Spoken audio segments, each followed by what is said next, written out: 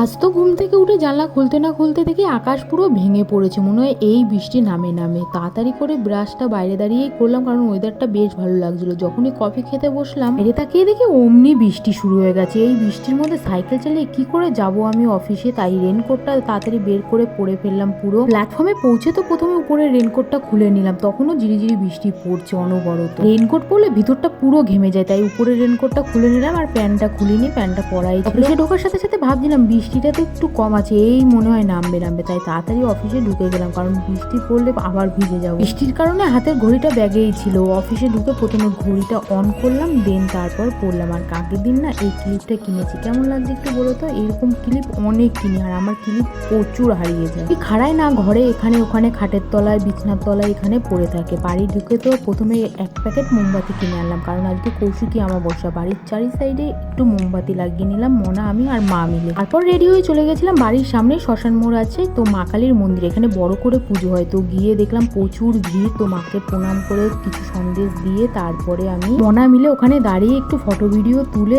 বাউল গান হচ্ছিল সেটা একটু শুনলাম। তারপরে পাশেই মেলা বসেছিল, একটু মেলায় হাঁটতে হাঁটতে যাচ্ছিলাম, তখন ঝিরিঝিরি বৃষ্টি আবারও শুরু হয়ে গেছে। মেলায় গিয়ে দেখেছিলাম এই মথুরা কেক, এটা কিন্তু আমার বেশ ভালো খেতে লাগে। তোমাদের কেমন লাগে একটু কমেন্ট করে জানিও। তো বাড়ি চলে আসলাম সবার জন্য নিয়ে। আজকের দিনে বাড়িতে ভাত হয় না, হয়েছে লুচি, ঘুগনি, ছোলার ডাল আর তার সাথে সিমুইটা আমি রান্না করি, ঘুগনিটা বোন রান্না করেছে, ছোলার ডাল মা করেছে। আর খেতে প্রত্যেকটা আইটেম দারুণ হয়েছে। তো আজকের দিনটা এভাবে কাটালাম। টাটা।